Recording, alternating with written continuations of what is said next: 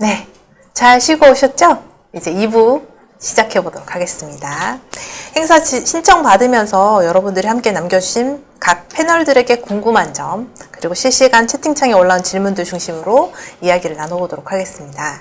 우선 여러분들이 각 패널에게 사전에 남겨주신 질문을 드려볼 텐데요. 많은 내용 남겨주셨는데 그 중에서도 패널분들이 직접 고심해서 직접 선정하신 질문으로 구성해 보았습니다. 네, 한번 들어보도록 하겠습니다. 첫 번째는 혜미님부터 좀 시작을 해보려고 하는데요. 첫 번째 사전 개별 질문입니다. 학위를 취득하고 나서 커리어를 시작하는 것은 남들에 비해 늦게 실무 경험을 시작한다고 할 수 있는데 이런 부분이 학위가 어떻게 메리트 있었는지에 대해서 질문을 주셨어요.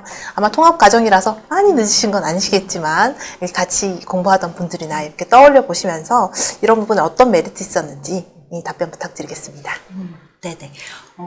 사실 이제 대학원이라는 게 석사는 보통 2년 정도 내 시간을 할애해야 되는 거기 때문에 이런 고민이 많으실 것 같아요. 그리고 이제 제가 이제 개발협력 분야에 있으면서 느꼈던 거는 앞서 많은 분들도 얘기해 주셨지만 개발협력 분야는 고학력자에 대한 수요나 기대가 굉장히 많습니다.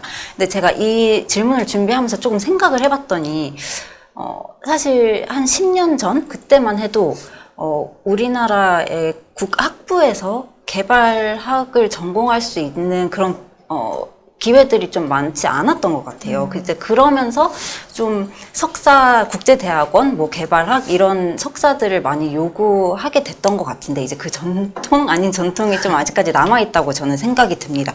그래서 간단하게 답변을 드리면 석사를 바로 하면 내가 학사만 있는 것보다 지원할 수 있는 일자리의 폭이 굉장히 넓어집니다. 근데 저는 여전히 이제 사업 관리나 뭐 현장에서의 그런 개발협력 업무는 학사만으로도 충분히 가능하다고 생각합니다. 그러나 이제 석사를 요구하는 직종이나 직무가 분명히 있고 이제 저도 앞서 언급을 했듯이 그 국제기구는 또 석사를 반드시 필요로 하기 때문에 이제 그런 부분에 관심이 있으시다면 저는 석사가 2년이 더 들지만 이제 충분히 메리트가 있다고 생각을 합니다. 그리고 이제 저 또한 그런 목표가 있었고 현재는 국제기구에 일하고 있지는 않지만 제가 앞서 제 소개 때 잠시 말씀을 드렸듯이 저는 인턴십을 이제 운이 좋게도 지도 교수님과 함께 그 세계은행에서 함께 수행하는 그런 연구를 통해서 인턴십을 했었습니다. 그래서 사실 그런 기회는 제가 석사에 진학하지 않았다면 올 수 없었던 기회이고, 그리고 그 경험이, 그때의 연구 경험이 지금 연구원에서 일하면서도 저는 굉장히 많이 도움이 되고 좀 소중했다고 그렇게 느낍니다. 그리고 이제 제 사례를 많이 말씀드렸으니까 그러니까 좀 아는 분에 대해서 말씀을 드리자면 제가 아까 코이카 봉사단을 다녀왔다고 말씀을 드렸는데 이제 그 봉사단 동기 중에 한 명이 그때 태국 UN 외민으로 파견이 됐었어요. 그런데 이제 물론 거긴 국제기구니까 당연히 석사를 요구를 했겠죠. 근데 하지만 거기 이제 사실 석사는 우대 요건이었고 학사여도 지원은 할 수 있었습니다. 하지만 이제 결국에 최종적으로 선발이 된 그 동기는 이제 석사를 가지고 있었고, 그 분은 제가 알기로는 이제 UN 워멘에서 이제 봉사단 이후에도 좀 계약이 새롭게 연장이 돼서 계속 근무를 하였고 현재는 유니세프로 옮겨서 또 그렇게 근무를 하고 있는 것으로 알고 있습니다. 그래서 이게 같은 봉사단이라도 만약에 내가 석사가 있다면 그분처럼 그렇게 내가 지원을 할 수 있는 그런 선택의 폭이 넓어지는 거잖아요. 그래서 그런 부분에서 충분히 메리트가 있다고 생각을 하고 그리고 또 아까 아림님께서 말씀을 하셨듯이 한시라도 젊을 때 내가 석사를 하면 공부를 하면 정말 체력적이면서 내가 에너지가 많을 때 좀 더 열정적으로 공부를 할 수 있고 그리고 학사와 석사를 바로 연계해서 하면 좀 그 공부에 이런 모멘텀이 이어진다고 할까요? 뭐 그런 것도 좀 네. 장점 아닌 장점이 네, 저는 있다고 생각합니다.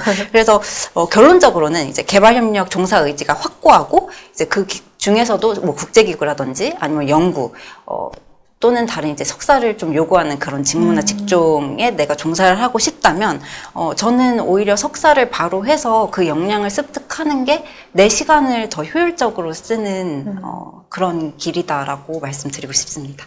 네, 그렇군요. 일단은 석사를 했을 때, 먼저 했을 때 기회가 넓어진다는 건 굉장히 장점이 될 수 있을 것 같습니다. 그러면 두 번째 사전 개별 질문 드리겠습니다. 석사에서 하신 연구 주제와 논문 내용이 취업 방향에 큰 영향을 주었는지 궁금합니다. 또 너무 좁은 분야의 연구를 하게 되면 취업 시 선택지가 줄어들까요? 이런 질문 주셨습니다. 네네.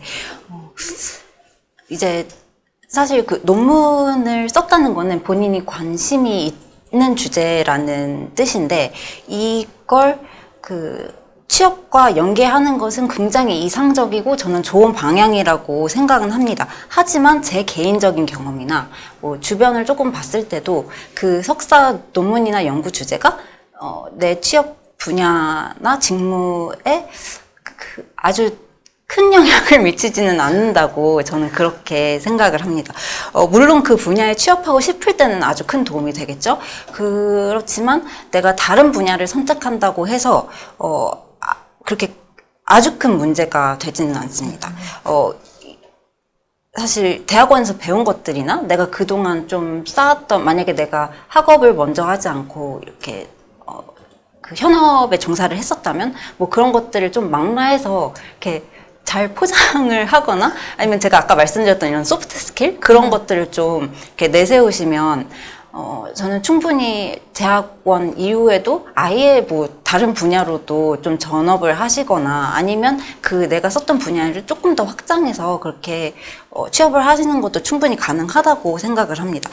예를 들면 저는 이제 아까 말씀드렸듯이 그 필리핀 양질의 교수 인력 양성 그런 교육 관련 논문을 썼고 저는 아직도 교육에 관심이 있습니다. 그래서 제가 처음 사회에 발을 내디딘 그 유네스코 한국위원회의 그 교육 사업은 제 논문과는 뭐 아주 밀접한 연관은 있지 않지만 어쨌든 같은 분야라고는 할 수 있겠죠. 그래서 이제 저는 그 논문뿐만 아니라 제가 대학원 때 정책학 외에 들었던 다른 교육 분야 수업들 뭐 그런 것들에 대해서도 면접 때 말씀을 드렸고 이제 그런 부분들이 좀 좋게 작용을 해서 처음에 이제 취업에 성공을 했던 것 같아요.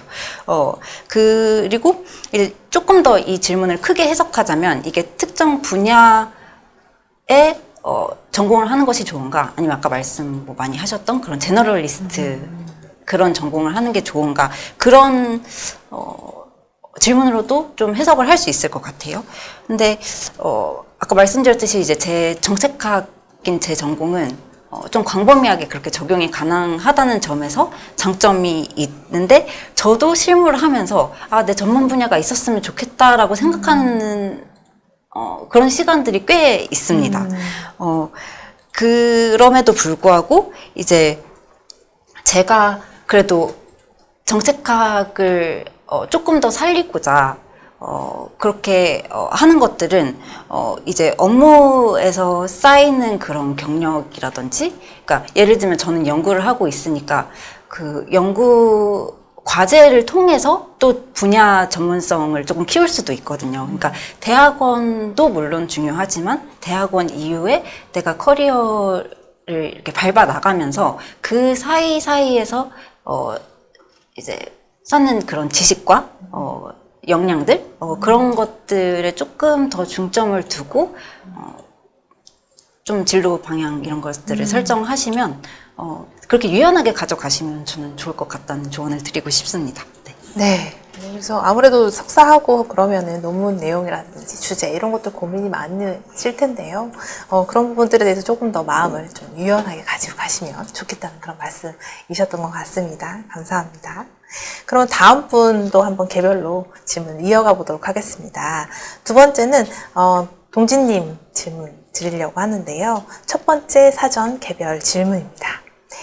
커리어를 쌓은 후 대학원 진학의 장점이 어떤 게 있을까요? 라는 질문인데요. 답변 부탁드리겠습니다.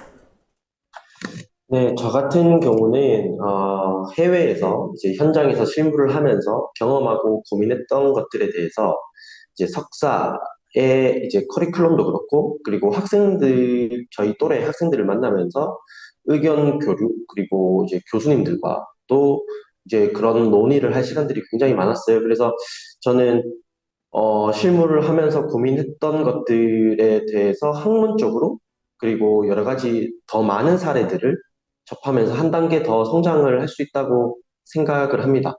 그리고 공부를 할 때도 이제 좀 커리어를 확실하게 정해놓고 공부를 하기 때문에 공부도 좀 더 열심히 하게 되고, 더 잘 되고, 그리고 머리에도 좀 잘 들어오는 것 같아요.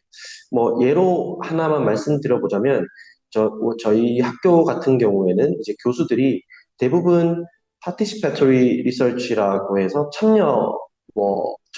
연구 방법론을 정말 좋아하셨고, 많이 이제 학생들에게 그런 논문을 쓸 때 그 방법을 장려를 많이 하셨는데 열심히 이것들을 배우다 보니까 예전에 제가 현장에서 했던 기본 조사 그리고 설문들이 얼마나 좀 잘못돼 있었고 형편없었는지를 좀 많이 깨달았고요. 어떻게 세밀하게 설문을 계획하고 구조화하고 접근해야 되는지에 대해서 많이 배웠던 것 같습니다. 그리고 두 번째는 석사 진학 시 고민이 좀 적을 수 있을 것 같아요. 실무를 통해서 앞으로 가야 할 방향성이 어느 정도 좀 잡혀 있다면 본인이 뭘 원하는지를 잘 알 거고 좀 더 디테일하게 학교의 교수들의 논문을 찾아보면서 이 사람들에게 이제 배웠을 때 제가 더 많이 배울 수 있을까에 대한 것들의 감을 좀 더 잘 잡을 수 있을 것 같아요. 저의 예로 들면 저 같은 경우는 개발 협력과 농업을 좀 접목시켜 보려고 했단 말이죠. 그래서 이제 전 세계에, 어, 이렇게 두 가지를 접목시켜서 좀 공부를 할 수 있을 만한 석사 프로그램이 그렇게 많지 않았어요. 그래서 네덜란드의 와게닝겐이라는 이제 대학교가 전 세계에서는 농업 쪽으로는 제일 유명하고요. 그리고 개발 협력과 농업을 접목시키는 대학교들은 독일, 스페인, 프랑스 몇몇 유럽 선진국들에 밖에 없었거든요. 그래서 커리어를 조금 하다가 대학원을 가게 되면 좀 진학 시 본인의 어떤 방향성과 딱 맞는 곳들을 좀 쉽게 정할 수 있지 않을까라는 생각을 합니다. 네, 이상입니다. 네, 답변 감사드립니다. 그럼 두 번째 사전 질문으로 한번 넘어가 보도록 하겠습니다. 두 번째 질문은 실무 이후 석사 진학 시 커리어 단절 혹은 경제활동 중단에 대한 우려를 어떻게 극복하셨는지에 대한 내용입니다. 답변 부탁드리겠습니다. 네, 사실 좀 어려운 질문이었는데요. 커리어 단절은 저희가 계속 세 명의 패널이 똑같이 말을 하고 있지만 석사가 좀 이 업계에서는 필수적으로 요구되는 면이 있기 때문에 커리어 단절이 아쉽긴 하지만 이제 음, 어쩔 수 없다고 생각을 합니다. 그게 첫 번째고 두 번째는 이제 해외 현장 그리고 프로젝트 기획이나 현장 관리와 관련된 일을 하고자 하는 사람들에게는 대학원 커리어가 그렇게 큰 단절이 또 아닐 수도 있어요. 왜냐하면 이 대학원을 나오면 2년 경력을 쳐주기 때문에 사실 진짜 현장에서 일하는 게 의미가 있지만 커리어적으로 봤을 때 석사를 함으로 인해서 손해는 보지 않는다라는 거를 일단 말씀드릴 수 있을 것 같고, 그리고 세 번째는, 이 업계에서 커리어 공백은 좀 매우 흔하지만, 사실 30대 중반이나 40대 초반까지의 커리어를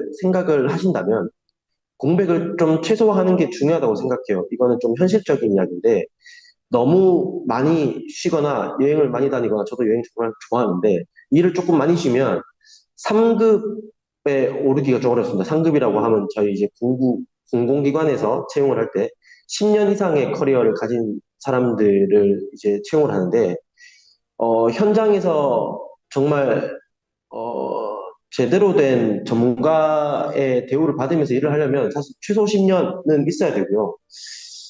한국에서 모든 전문가를 사실 3급을 최소로 요구하는 경향이 있습니다. 그래서 사실 30대 중반, 40대 초반에 한창 일할 때의 커리어를 생각하면 좀 쉬지 않고 열심히 일을 해야 10년의 경력을 오를 수 있다. 특히 남자의 경우에는 좀 더 그렇죠.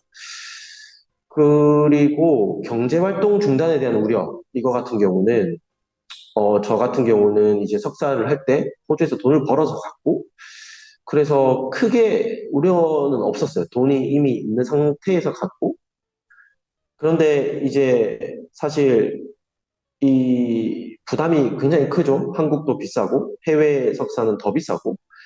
그래서 이거를 좀 경제활동에 대한 중단이 크게 우려가 되시는 분들은 부모님이 지원을 못 주시는 분들은 어쩔 수 없이 사회초년생 때 돈을 좀 많이 모아놓고 좀 투자도 열심히 하고 해야 된다고 생각을 합니다. 그래서 뭐 이 업계에 있으면 사실 경제활동 중단에 대한 우려는 좀 맞지 않고 이 업계에서 계속 일을 해도 경제활동을 계속 하고 있어도 사실 경제적으로 불안정하기 때문에 평생 그 불안정할 거고 그게 사실 좀 쉽지 않은 평생 가지고 가야 될 부담감이라고 생각을 합니다. 네, 이상입니다. 네, 그 실질적인 현실에 대한 조언들이죠. 네, 답변 너무 감사드립니다. 네, 다음으로 아림님 질문을 한번 드려보도록 하겠습니다. 첫 번째 사전 개별 질문입니다. 학위와 실무를 병행할 경우 재직하고 있는 기관의 협조가 필요할 것 같습니다. 협조 및 지원을 받기 용이한 기관으로 의도하여 재직 기관을 선택하신 것인지 궁금합니다. 라는 질문입니다. 네, 먼저 질문 감사드립니다. 이제 결론부터 말씀드리자면 이제 대학원 진학을 고려하고 코이카에 입사한 것은 아니고 오랫동안 그냥 꿈꿔왔던 기관이었고, 그렇지만 이제 제가 이 질문을 고른 이유는 이제 실무와 학위를 병행할 때 가장 큰 고민이 정말 기초적인 고민인데 정말 수업을 어떻게 갈 것인가 이런 고민이 드실 수 있을 것 같아요.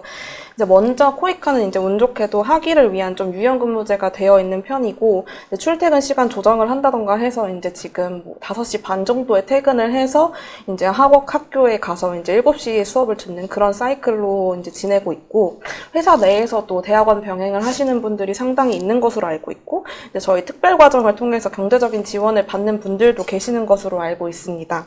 이제 그렇지만 이제 저희 내부적으로 또 이제 10시에서 4시 코어 타임이 있어가지고 낮 시간 강의는 좀 듣기가 좀 어렵고, 대학원을 다닌다고 해서 이제 다른 분들이 내 일을 대신해 주실 수는 없는 거기 때문에 저도 개인적으로 일반 대학원이나 뭐 풀타임처럼 하는 그런 부분에 대한 욕심은 있었지만 전문 대학원으로 진학을 하게 되었고, 저희 학교 같은 경우에는 이제 아까 말씀드린 것처럼 파트타임 대학원생들이 이제 반 정도 계셔가지고 이제 야간이나 온라인 강의 같은 것들도 좀 활성화되어 있는 편이고, 공통 과목 같은 경우는 온라인으로 많이 개설이 되거나 야간으로 개설이 되는 편입니다. 이제 저는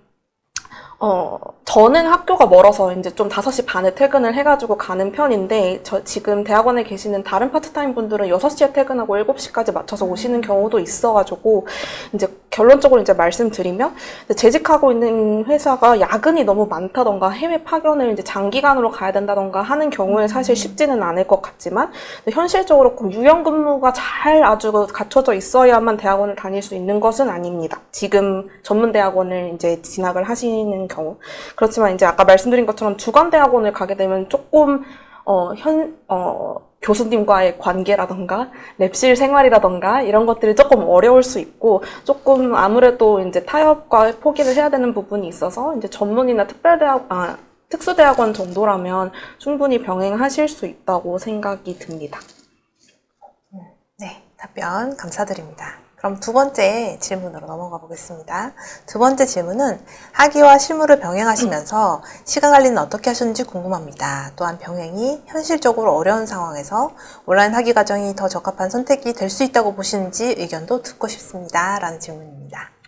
저는 이제 발표 때 간략히 말씀드린 것처럼 주 2회 대면 수업에 이제 온라인 수업 하나 정도 선택해서 듣고 있고요.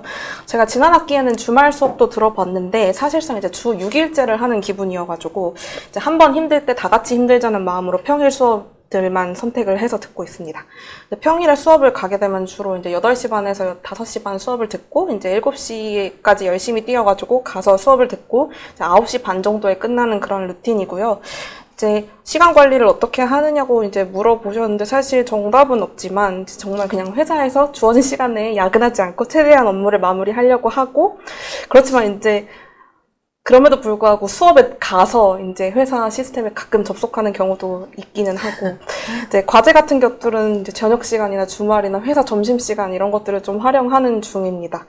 이제 사실 이 질문에서 이제 온라인 학위에 대해서 물어보시는 분들이 좀 계셔가지고 사실 이걸 선택을 했는데, 저는 이 온라인 강의를 들을 때 좀 집중력이 떨어지는 것 같다는 생각이 들기도 하고, 이제 파트타임 대학원으로서 사실 다양한 좀 네트워킹 경험이나 교수님과 사실 랩실 생활을 하는 게 아니기 때문에 최대한 수업에서라도 얼굴을 비추고 라포를 쌓아서 추후에 이제 논문에 도움을 받을 수 있는 게 좋다고 생각을 하거든요. 그래서 조금 힘들지만 대면을 추천하기는 하나, 만약 정말 나는 대학원에 지금 꼭 가야 하고 그렇지만 이제 대면 수업을 병행할 수 없는 환경이다 하시면 온라인 코스를 잘 알아보시고 선택하면 좋을 것 같고, 저희 회사에도 사실 현지 개도국 파견 가셔가지고 좀 뭐 예를 들어서 아프리카 가셨는데 영국 시차에 맞춰서 온라인 코스 하시는 분들도 계시는 걸로 알고 있어서 좀 그런 마음이 있으시면 온라인 코스도 저는 충분히 그 열의를 가지고 하시면 잘 하실 수 있지 않을까 생각이 듭니다. 네, 그렇습니다. 중요한 것은 열의. 네, 답변 감사드립니다. 자, 여기까지 그러면은 사전 질문을 조금 마무리하는 걸로 하고요. 그 다음에는 이제 현장 질문에 대해서 조금 넘어가 보도록 하겠습니다. 그럼 현장 질문을 여러 가지 의견 주신 것들이 있으신데 꼭 한번 개별적으로 질문을 드려보려고 하는데요. 첫 번째 현장 질문 드리겠습니다. 혜미님께 좀 드리려고 하는데요. 이런 내용입니다. 저는 보건 분야 학사와 석사를 마친 뒤 국내에서 국제기구 인턴십을 앞두고 있는 사람입니다. 석사하시고 국제기구 인턴십 앞두고 있는 그런 분이신데요.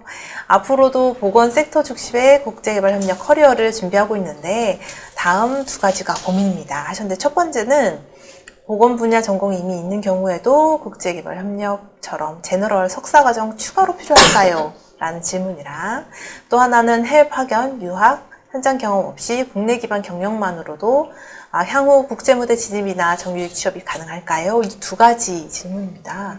그래서 석사 다음 박사뿐만 아니라 석사 다음 또 석사도 고민하시는 그런 내용인데요. 답변 부탁드리겠습니다. 네. 사실 네, 석사를 2개 할까 이렇게 고민하시는 분들도 저는 주변에 많이 봤습니다. 그래서 지금 그런 같은 고민하고 계신 것 같은데요. 제가 지금 단계에서 말씀을 드리자면, 일단 보건 분야 석사가 있으시기 때문에 바로 또 다시 그 MDP 그런 개발학 정책학 석사를 하실 필요는 없다고 조심스럽게 저는 제 의견을 말씀드리고 싶습니다. 왜냐하면 지금 일단 국제기구 인턴십을 앞두고 있으시니 그걸 한번 경험을 해보시고, 만약에 내가 정말 이 분야가 맞고 정말 내가 여기서 이제 개발협력 커리어를 조금 더 발전시켜 나가고 싶다라고 생각을 하시면 그때 석사를 하셔도 늦지 않고, 그리고 이제 또 두 번째 질문으로 좀 자연스럽게 넘어가자면, 그 인턴십 이후에 이제 석사를 하시던지, 뭐 사실 저는 개인적으로 필요 없다고 생각하지만, 아니면 이제 추가로 다른 경험들을 충분히 쌓으실 수 있을 것 같아요.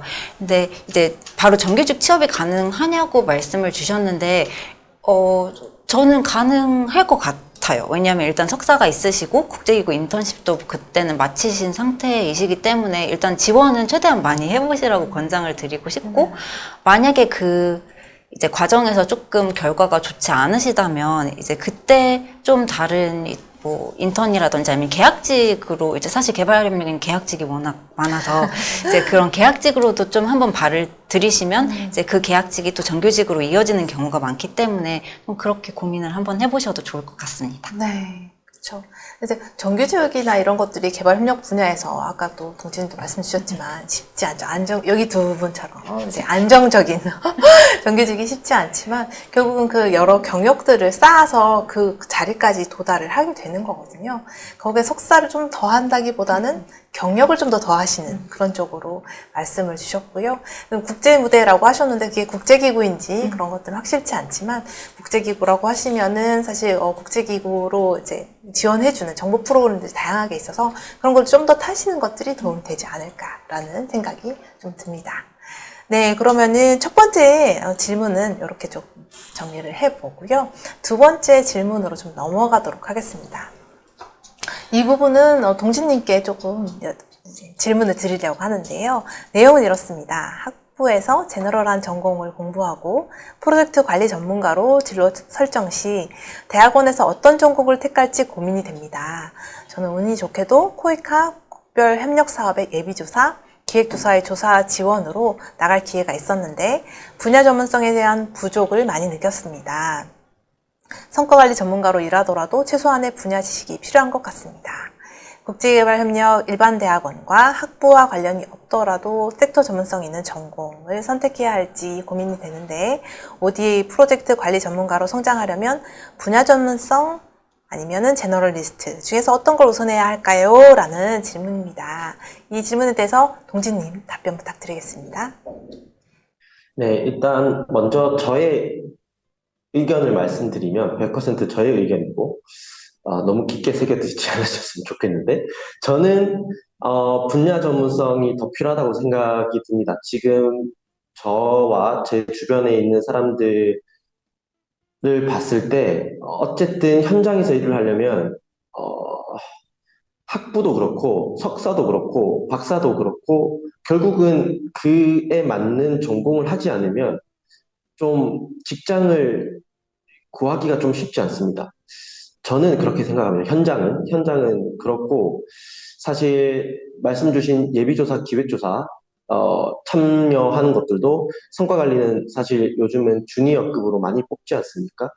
그런데 이제 좀 연차가 쌓이고 커리어가 생기면 방금 이제 보건, 교육 쪽 이렇게 얘기를 섹터 전문성 말씀을 주셨는데 결국은 섹터 전문성이 없으면 기획조사, 예비조사에 뽑힐 수 없다고 생각이 듭니다. 아무리 실무 경험이 많아도 사실 좀 쉽지 않은 것 같아요. 그래서 제가 생각했을 때는 분야 전문성을 쌓아야 된다고 생각을 하고요. 근데 그거가 사실 어렵지 않습니까?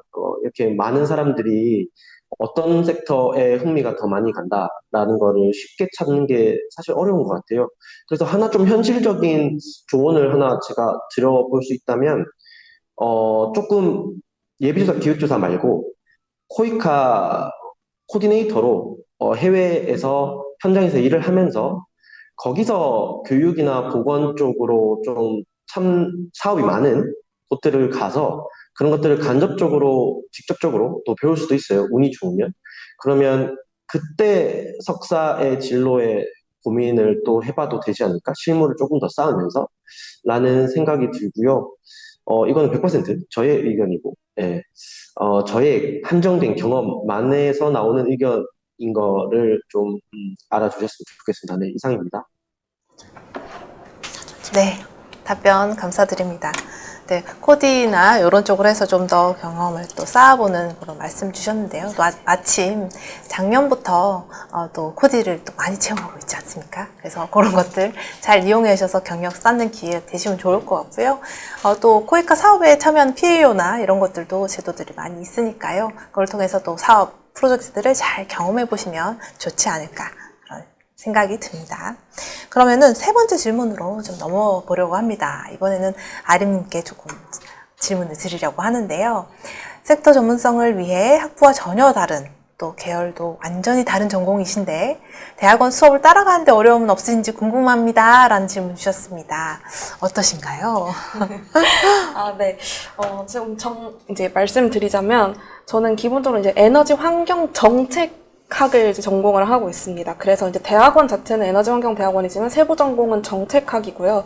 그래서 제가 이제 학부 전공이 정치외교이기 때문에 이제 그런 흐름 안에서 아주 다른 맥락으로 이제 공부를 하고 있는 건 아니고 조금 더 그 정치나 뭐 정책 안에서도 사실 다양한 분야가 있기 때문에 그 분야 중에 하나를 좀 세부적으로 판다는 느낌으로 이제 처음에 접근을 했고, 그리고 학부 때도 좀 환경정치학이라던가 이런 수업들을 통해서 좀 계속적으로 환경, 거버넌스나 이런 부분에 대해서 계속 관심을 가지고 있었고, 사실 어렵지 않냐고 물어보셔가지고, 정말로 근데 사실 어려울 때가 많기는 합니다. 이제, 그쪽에서 쓰는 용어라던가 이런 것들이 굉장히 새로운 경우가 많고, 저희가 공통 수업으로 이제 에너지 공학 개론이나 환경 공학 개론을 이제 들어야 되는데, 이제 공학 개론이기 때문에 정말 뭐 전기에서 쓰는 소재라던가 그런 발전 원리 이런 것들을 배우는 경우가 많아가지고, 그 부분은 사실 어쩔 수 없이 견뎌야 되는 부분이라고 생각이 들고, 사실 제가 그 처음에 에너지 사업을 담당하면서 가장 어려웠던 부분이 사실 기술적인 부분을 이해하는 게 어려웠습니다. 저는 정말 뭐 와트나 이에 대한 개념도 별로 없었을 때라서 이제 이 수업을 들으면서 이제 다시 돌이켜 보건데 이런 것들을 알았으면 더 좋았겠다라는 생각이 들어가지고 사실 정말 이제 챗 GPT와 함께 견디고 있는 중이고 정말 이제 저는 어떻게 보면 교재를 주고 챗 GPT에게 일반인 수준으로 수준으로 풀어서 설명해 줘. 라고 하면 이제 비유를 해서 설명을 합니다. 뭐 이런 전기는 사실 물과 같아서 이런 식으로 이제 설명을 해주거든요. 그래서 이제 조금 시간을 투입하시면 이제 분야가 좀 다르더라도 이제 충분히 하실 수 있을 거라고 생각이 들고 그럼에도 불구하고 제가 이제 정말로 공학 분야 전공을 고른 것은 아니고 이제 거기까지 골랐으면 정말 힘들었을 것 같은데 그런 것은 아니기 때문에 큰 어떤 공부하는 흐름은 다르지 않다는 점 말씀드립니다. 네, 답변 감사합니다. 어쨌든 조금 어려움이 있긴 있다. 그런 것들 고려하셔서 선택을 하시면 좋을 것 같습니다. 그러면은 세 번째 질문으로 조금 넘어가 보도록 하겠습니다. 국책연에 계시면서 박사학위 생각은 없으신지에 대해서 해민 연구원님께 또 질문을 주셨는데요. 사실 연구원이 다소 보수적인 조직이기 때문에 석박사 학위에 따른 업무 차이가 있다고 생각이 돼서 여쭤봅니다. 라고 질문 주셨습니다. 네, 좀 네. 어떤가요? 네, 사실 말씀해 주신 게 어느 정도는 맞습니다. 아까 서두에 좀 말씀을 드렸듯이 박사급 이제 그 연구위원 분들은 연구 책임을 할 수 있고 그 관리를 할 수 있는 그런 이제 업무들이 조금 더 많이 부여가 되고 그리고 이제 석사급 연구원들은 그 연구에 참여를 하는 그런 방식으로 좀 많이 이루어지기는 합니다. 그래서 이제 저도 고민이 될 때가 있어요. 내가 박사를 해서 좀 더 많은 이런 책임과 책무를 가져야 하나라는 고민이 될 때가 있는데 사실 연구를 정말 깊게 하려면 박사가 있는 게 사실은 맞는 선택이라고는 저는 생각은 해요. 그래서 실제로 저희 지금 센터에 그러니까 개발 협력을 하는 연구원들이 한 8, 9명 정도 계신데 그 중에 2분은 이미 박사를 수료를 하셨고 나머지 2분은 지금 박사를 진행 중이시고 이제 그러면 거의 절반이잖아요. 그래서 다들 그렇게 비슷한 고민은 하는 것 같아요. 그런데 제가 아직까지 박사를 하지 않고 있는 이유는 사실 박사는 석사보다 더 많은 시간과 돈을 들여야 하고 이제 박사는 정말 확고한 뭔가 의지가 있어도 힘들다고 들었거든요. 그런데 저는 아직까지 그러한 확고한 의지까지는 없고 제가 무엇을 좀 더 연구를 해봐야 되는지에 대한 고민도 조금 더 필요한 것 같아서 이제 저는 고민하고 있지만 아직은 결정하지 않은 상태입니다. 네. 네. 연구원으로서는 가질 수 있는 그런 고민들이 될 수 있을 것 같아요. 네네. 그래서 다른 분야의 다른 직장이라면 또 다를 수 있겠지만 연구원으로서는 고민 중이시다. 네. 이런 답변 주셨습니다. 네, 다음 질문으로 좀 넘어가 보도록 하겠습니다. 이번에는 동진님께 질문 드리려고 하는데요. 석사의 전공 선택에 있어서 질문을 주셨습니다.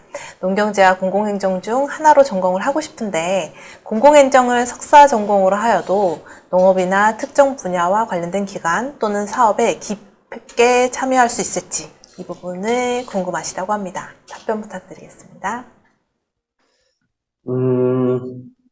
네, 저는 괜찮을 것 같아요. 그래서 공공행정도 사실 좀 범주가 넓긴 하지만 이쪽 농업 쪽 지금 농업이나 특정 분야와 관련된 기관 또는 사업이라고 말씀을 주셔서 그냥 좀 좁히자면 농업이라고 보자고 하면 농경제를 졸업하시고 학부를 하시고 공공행정을 석사를 하셔도 프로젝트에 참여하는 거는 충분히 가능하다고 생각이 들고요. 실무를 농업 쪽으로 좀 하시면 충분히 가능할 것 같고 오히려 공공행정이 조금 더 도움이 될 수도 있을 것 같아요. 공부를 하다 보면.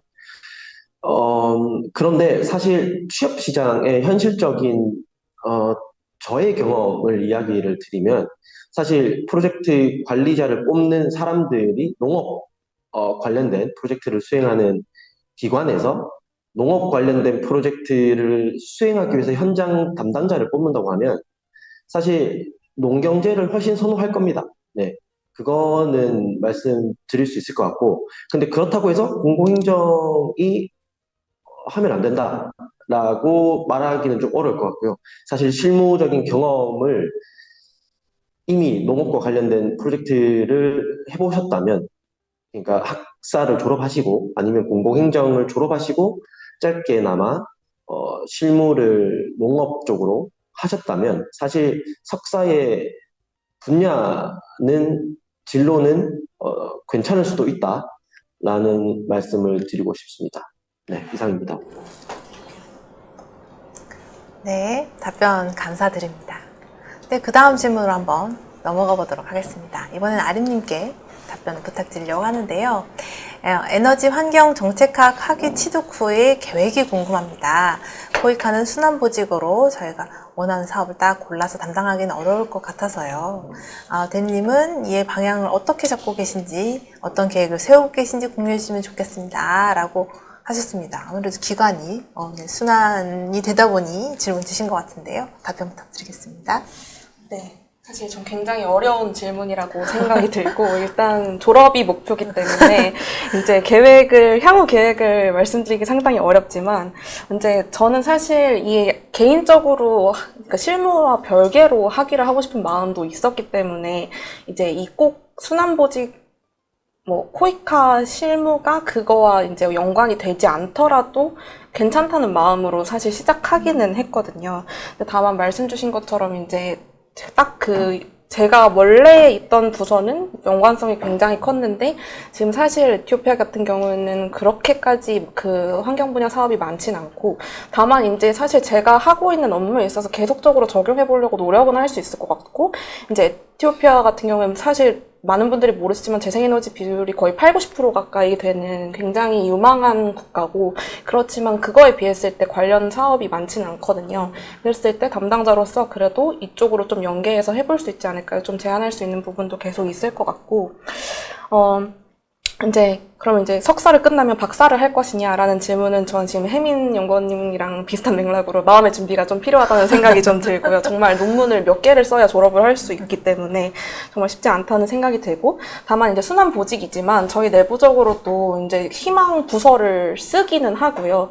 이제 희망 부서를 쓰고, 특히 이제 좀 경력이 올라갈수록 좀 어필할 수 있는 부분은 좀 더 많아지고, 이제 인사할 때도 이제 학위나 이런 것들을 좀 봐주시는 경우도 있어서 좀 기후환경 경제개발팀이라던가 이렇게 좀 연관이 있는 부서로 또 어필을 해볼 수도 있을 것 같고, 그거와 별개로 꼭 제가 담당하고 있는 나라가 그쪽 사업이 많지는 않더라도 점차 계속적으로 이제 늘어가고 있는 추세라고 저는 보고 있고, 정말 그 비중을 그린 ODA 비중이 늘어나고 있기 때문에 좀 어느 부서에 가더라도 심지어 경영 부서에 가더라도 ESG 정말 중요해지고 있고, 그래서 저는 이제 충분히 접점이 있을 거라고 생각이 들어서 일단은 그렇게 생각을 하고 이제 진학을 한 부분이 있습니다. 네. 답변 감사드립니다. 답변이 잘 됐을까요? 네, 그럼 다음 질문으로 다시 좀 넘어가 보도록 하겠습니다. 이번에는 혜민님께 질문 드리려고 하는데요. 저는 정치외교 학부 졸업 후 현재 동아프리카에서 1, 2년 현장 경험을 쌓아가고 있습니다. 내년쯤 정책학으로 석사 진학 후 연구 쪽으로 커리어를 고려 중에 있는데, 학과 선택 관련하여 고민이 되어 질문드립니다. 개인적으로는 저희 관심사와 아프리카에 있었던 경험을 살려 디벨롭먼트 폴리시를 공부하고 싶은 마음이 크지만, 이후 다른 산업, 시장 정책이나 사회 정책 등 분야로 나아가고 싶을 때 제약이 있을지 싶어서 퍼블릭 폴리시로 조금 더 넓게 전공하는 것이 유리할지 궁금합니다. 개발 정책을 공부한 후에도 다른 공공정책 분야의 연구원으로 나아갈 수 있다고 보시나요? 라는 질문입니다. 어떨까요? 네. 정말 직설적으로 답변 드리면, 개발학 전공자 중에서 이제 개발 협력 분야에 있지 않고 그냥 일반 저희 국책 다른 연구원이나 아니면 사실 저희 연구원에도 타 부서에 이제 근무하고 계신 경우를 저는 굉장히 많이 봤습니다. 그래서 저는 만약에 개발학 전공하시더라도 충분히 다른 뭐 산업 그런 관심 있으신 그런 시장 정책 그런 쪽으로 또 나아갈 수 있는 기회는 열려 있다고 봅니다. 근데 이제 지금 전공 선택하실 때 제가 조금 말씀을 드리고 싶은 것은 그 전공 자체도 자체지만 이제 지금 보고 계시는 그런 학위 프로그램이 좀 어떻게 구성되어 있는지도 유심히 살펴보시라고 조언을 드리고 싶어요. 예를 들면 사실 저는 이제 제가 그 정책학 대학원을 선택을 할 때, 이게 굉장히 실용적이고, 인턴십도 연계가 되어 있고, 그런 점들이 좀 마음에 들었고, 그리고 이 정책대학원뿐만 아니라 그 대학 내 다른 대학원에서도 수업을 들을 수 있는 점들이 좀 메리트가 있었거든요. 그래서 저는 공공정책학이지만 이제 그 중에서도 개발 정책 관련된 수업을 많이 들었고, 아까 말씀드렸다시피 교육에 또 관심이 있었기 때문에 전 교육대학원에서도 또 수업을 2개를 들었었어요. 그래서 그런 식으로 좀 내가 개발학을 전공을 하지만 뭐 좀 다른 좀 더 넓은 분야의 그런 수업을 들을 수 있는지 뭐 그런 기회가 열려 있는지도 좀 보시면 좋을 것 같고, 또 논문 주제 선택하실 때도 이렇게 개도국 에 관한 논문이지만 뭐 좀 더 확장을 시킬 수 있는 그런 분야인지도 좀 한번 같이 고민을 해보시면 이제 개발학을 하시거나 아니면 그냥 일반 공공정책학을 하시거나 뭐 그걸 확장을 해나가는데 좀 더 도움이 되지 않을까 싶습니다. 네. 네. 선택을 하실 때 더 도움이 되실 수 있기를 바랍니다. 네. 네. 네, 그럼 다음 질문으로 좀 넘어가 보겠습니다. 이건 제가 궁금한 부분인데요. 지금 계속 현장 질문 활발하게 주시고요. 제가 그 사이에 제 사심을 채우는 사심 방송을 시작하도록 하겠습니다. 저 궁금한 부분이 있었는데요. 이제 아무래도 뭐 이렇게 이렇게 석사하고 이렇게 시작하기 전에 아마 고려하면서 많이 이렇지 않을까라는 고민들을 다 하고 시작을 하긴 했는데 막상 시작해보니 이 부분이 되게 중요하더라. 생각지 못했는데 해봤더니 이런 부분을 좀 준비를 하고 석사를 왔었어야 했더라. 이런 부분이 있을까 되게 궁금했거든요. 이런 부분에 대해서 여기 옆에 계신 아리님부터 한번 여쭤봐도 될까요? 사실 정말 이제 저도 실용적인 준비 팁을 드리고 싶지만 이제 사실 마음적으로는 이제 그냥 정말 체력 준비하시고 이제 나는 앞으로 이제 저녁 시간을 잃을 것이다 라는 이제 마음가짐, 네, 요 정도를 준비하고 가시는 것도 저는 중요하다고 생각을 하고, 뭐 공부하는 부분이나 이런 것들은 논문을 읽는 연습 같은 것들은 조금 하고 가시면 좀 도움이 되지 않을까 생각하고, 정말 최소한 이제 DBPR에 들어갔을 때 어떤 것들을 이제 접할 수 있는지 이런 것들에 대한 부분, 그리고 이제 그 입학 준비를 하시면서 내가 대부분 어려워하는 부분이 연구계획서 쓰는 게 사실 되게 어렵다고 생각이 들거든요. 근데 최소한 이제 제가 본인이 관심 있는 분야에 대해서 얘기하고 그 분야에서 내가 궁금한 부분은 이것입니다라고 이제 질문을 가지고 시작하는 게 사실 면접이나 이런 데서 되게 중요한데, 좀 연구 질문이 될 법한 좀 질문들을 만들어서 시작하는 것도 굉장히 중요하다 생각 들고, 그 연구 질문을 가지고 본인이 관심 있는 교수님이나 이런 부분들이랑 한번 컨택해보고 이런 것도 좀 중요하지 않을까 싶습니다. 네. 자칫 또 이렇게 석사과정 해야지라는 조급함에 시작을 하다 보면 많이 알아보지 않고 석사과정을 하다가 생각했던 거랑 좀 다르고 해서 문제가 생길 수도 있는 것 같아서, 물론 빠른 시기에 빨리 진행하면 좋겠지만 내가 생각하는 것들, 그런 것들이 잘 맞는지 대학원의 그런 프로그램이라든지 교수님 잘 알아보고 하시는 건 조금 필요하지 않을까라는 생각 듭니다. 혹시 이 부분에 대해서 동진님은 어떻게 생각하시는지 궁금한데요. 혹시 답변 가능하실까요? 네, 방금 저도 이하림 대리님께서 말씀해 주셨듯이 그냥 가라가 정말 마음에 와닿고요. 근데 다 말씀 주셨는데 제가 겪은 어려운 점들을 대비시켜 봤을 때, 저는 해외에서 했으니까 영문으로 된 논문을 읽어내고 이해하는데 너무 어려웠어요, 처음에. 그래서 한글로 된 거를 읽었으면 한 3번 정도만 읽었다면 조금은 이해할 수 있었을 내용을 10번을 읽어도 내용 파악이 잘 안 되는 경우가 정말 많았거든요. 그래서 혹시라도 시간이 있으시고 이미 만약에 지금 대학원이 정해졌다면 만약에 대학원이 정해지면 중간에 시간이 좀 있지 않습니까? 그러면 그 학부의 교수들의 논문을 쫙 다 읽어보고 가시면 좋지 않을까? 뭐 그렇게 엄청 심각하게는 하지 마시고 그냥 좀 정리하면서 선행학습하는 차원에서 그리고 영어 논문에 좀 익숙해지는 차원에서 그런 정도의 공부만 하셔도 충분하지 않을까라는 생각이 듭니다. 네. 네. 네, 답변 감사합니다. 혹시 혜민님은 어떠실까요? 저는 앞서 두 분께서 제가 생각했던 것들을 많이 말씀해 주셔서 저는 짧게만 답변하겠습니다. 일단 저는 논문을 쓰는 과정에 대해서 주변에서 많이 들었음에도 불구하고 논문을 쓰는 과정이 굉장히 어렵고 좀 정말 많은 생각을 해야 되는 그런 과정이라는 생각이 들었어요. 그래서 제가 아직도 기억나는 게 논문을 딱 제출하고 나서 나는 다시는 공부를 하지 않겠다라는 생각을 했던 적이 있거든요. 그래서 이제 그거에 대한 좀 마음가짐은 하시면 좋을 것 같아요. 아까 아림님께서 이제 연구 계획서 뭐 쓰는 뭐 그런 것들도 말씀을 해주셨는데 좀 차근차근 이제 1년차 때부터 내가 어떤 논문과 연구 주제로 이걸 접근을 할 것인지, 그리고 어떤 자료를 좀 수집을 해야 되는지, 또 누가 그 교수님들이나 뭐 다른 선배들 중에 누가 도움을 줄 수 있을지 그런 것들을 좀 파악을 해나가면서 그와 동시에 이제 제 두 번째 요지는 사실 대학원이 그 네트워킹의 장으로서 굉장히 좋거든요. 그래서 그런 거에 또 좀 이렇게 마음을 여시고, 그렇게, 좀 더 많은, 다양한 분야에서 오신 분들이 많으시니까, 이제 그런 부분에서도 좀, 적극적으로 하시면 좋을 것 같습니다. 네.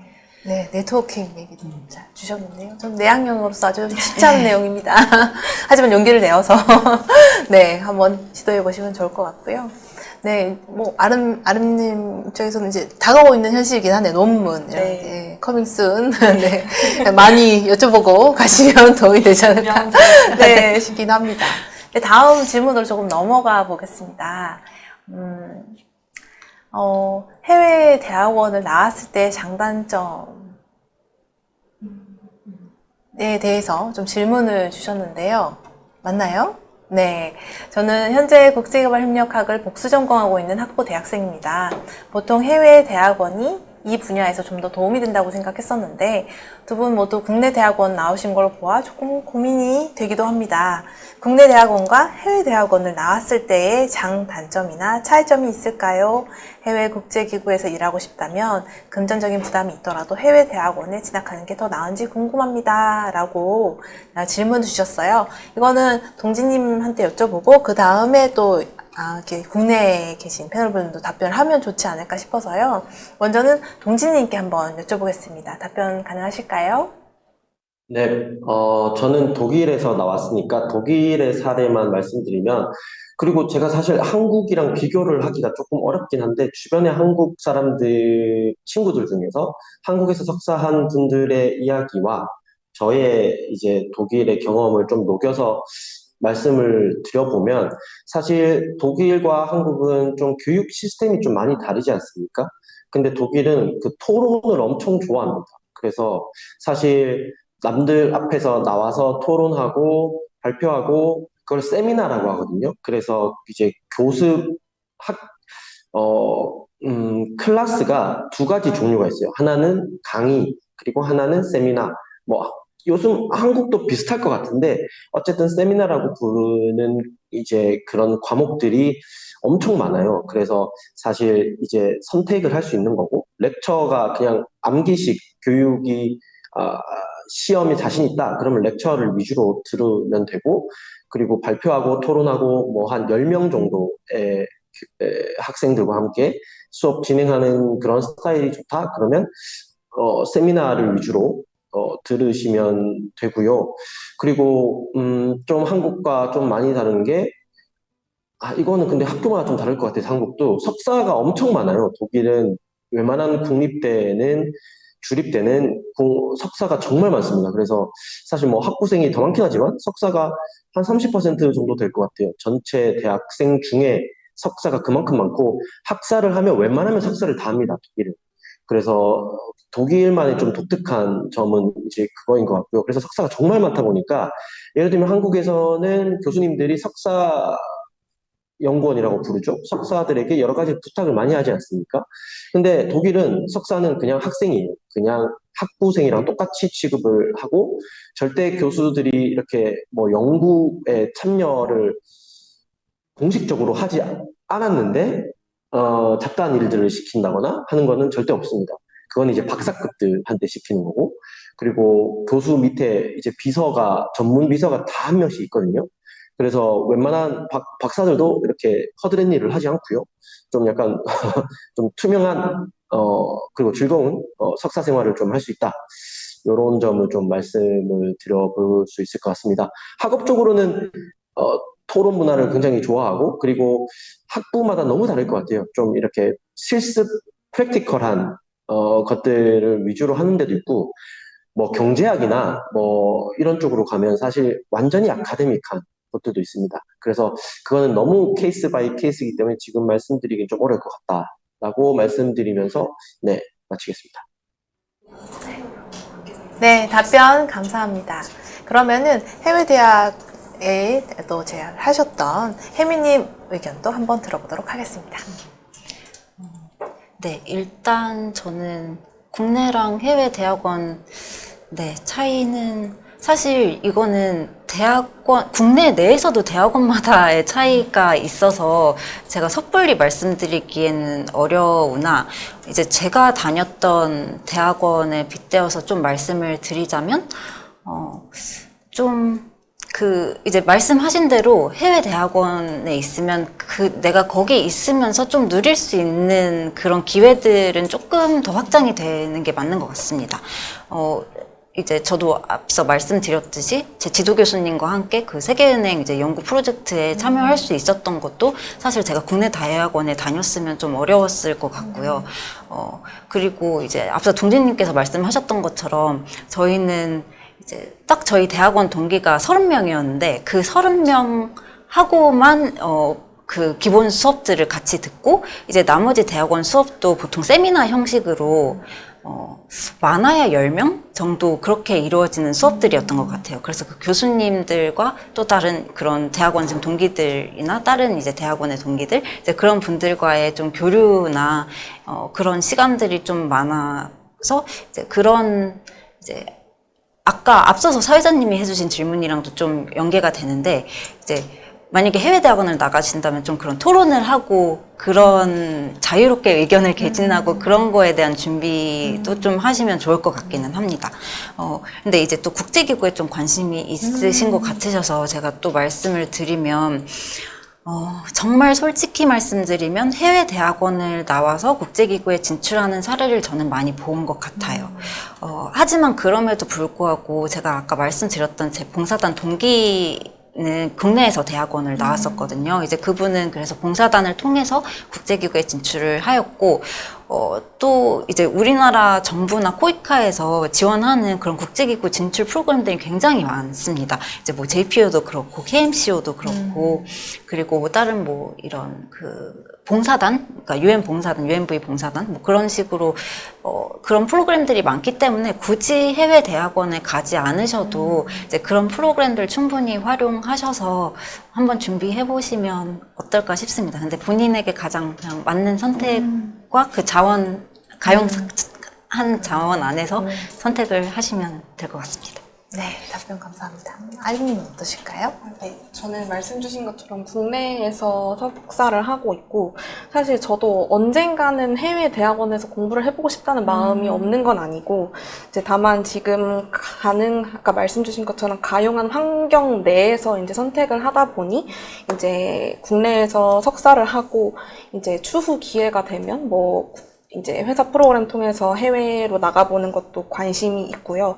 이제 지금 질문 주신 분께서 특히 이제 국제기구라고 말씀을 주셔서 이제 아마 좀 해외 대학원이 좀 아무래도 그런 케이스가 당연히 더 많을 수밖에 없을 것 같고, 다만 이제 개발협력에 진출하기 위해서 해외를 해야 되느냐는 정말 아니라고 생각이 들고, 그리고 제가 생각했을 때 국내에서 하더라도 최대한 이제 좀 뭐 예를 들어서 석사학위도 좀 영문으로, 그리고 해외 저널에 좀 발간하려는 노력을 한다던가, 아니면 주제도 좀 최대한 좀 관련돼서 이제 국제기구랑 커리어랑 연결을 해서 할 법한 그런 주제들을 좀 선택을 해서 논문을 쓰려는 노력 정도는 좀 하면 좋을 것 같고, 제 지인 같은 경우에는 이제 해외에서 석사를 하고, 이제 최근에 이제 국내에 GCF 같이 이런 기관이 들어왔기 때문에 이제 그 GCF에서 제 친구를, 지인이라고 했는데, 네, 친구를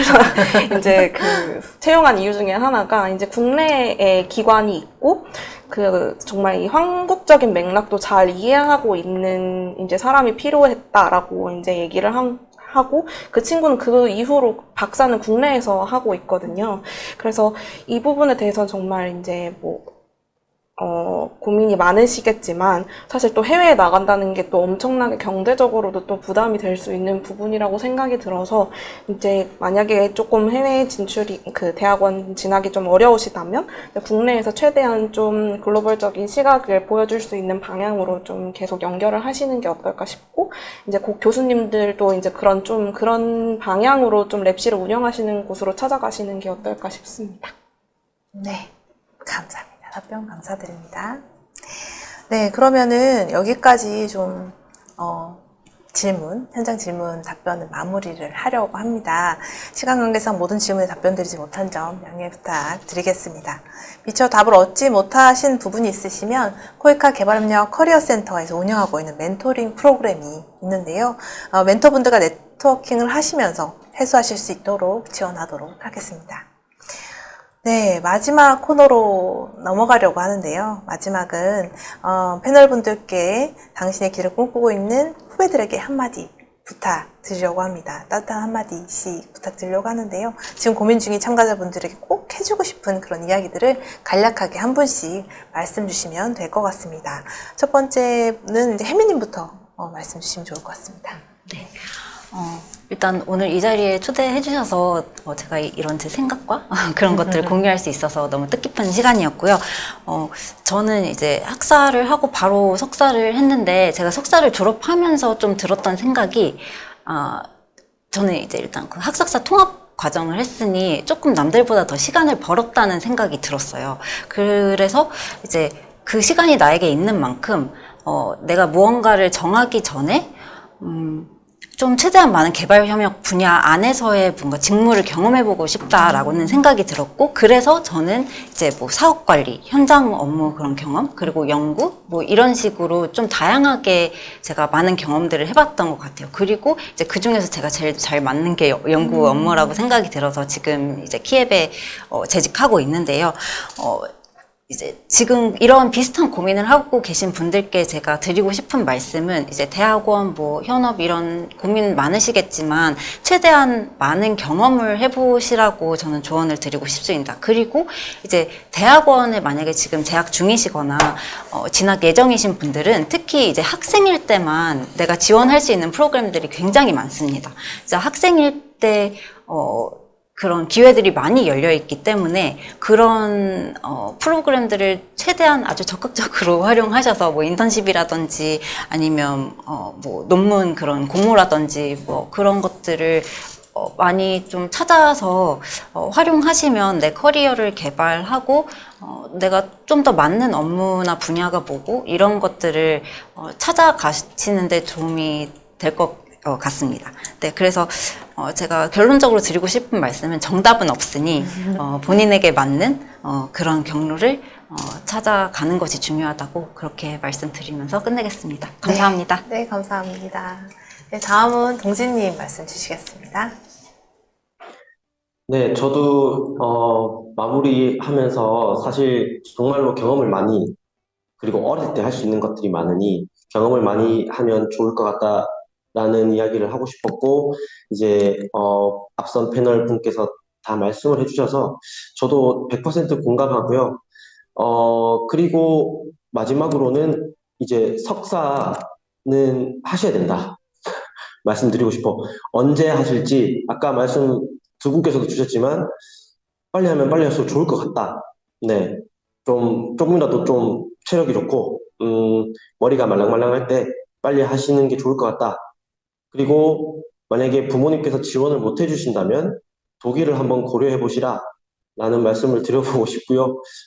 지금 요새 주마다 조금씩 달라지고 있거든요. 제가 혹여나 잘못된 정보를 드릴까봐 독일이 원래 학비가 무료인데 지금은 주마다 달라요. 그래서 계속 바뀌고 있습니다. 그래서 만약에 학비가 좀 부족하신 분들은 독일로 유학을 빨리 가셔야 된다.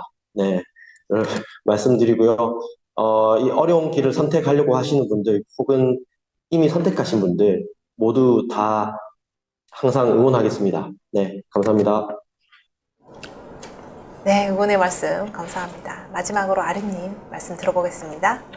네, 저는 지금 실무와 학위를 병행하고 있는 케이스로 참여를 했는데, 이제 후배들에게 한마디라고 해가지고 이제 이 병행이 권고할 만한 것인가라는 생각이 좀 드는데, 물론 굉장히 장점도 있습니다. 커리어 개발의 그 중단에 대한 고민이 없고 경제적으로 크게 빈곤하지 않고, 그렇지만 이제 저는 다행히 이제 기관에서 배려를 많이 해주시는 부분이 있어서 좀 어떻게든 버티고 있지만, 양쪽 다 하기 되게 어려운 부분이 있어서 다시 한번 생각을 해보시는 것을 권고드리고요. 그렇지만 이제 저처럼 개인의 상황에 따라서 좀 병행을 해야 한다면, 이제 양쪽 다 잘 100% 못하고 있다는 좀 죄책감을 가지기보다는 좀 부족하지만 본인이 할 수 있는 좀 최선을 다하고 있다라는 생각을 가지고 좀 기죽지 말고 버티시면 좋을 것 같고, 이제 양쪽 다 이제 두 마리 토끼를 놓치지 않기를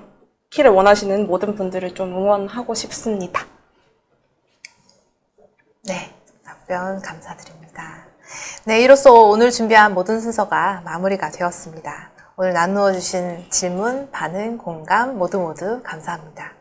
여러분들의 커리어와 학업 여정에 조금이나마 도움이 되었기를 진심으로 바라겠습니다. 마지막으로 개발협력 커리어센터 홈페이지에 가셔서 만족도 조사를 한 번씩 응답 부탁드리겠습니다. 만족도 조사 결과를 통해서 저희 행사에 계속 반영을 해서 운영을 하고 있기 때문에 여러분의 목소리들을 많이 담아주시면 좋을 것 같습니다. 해당 내용은 경로나 이런 것들을 저희가 채팅창에 올려둘 테니까요. 참고하셔서 응답 부탁드리겠습니다.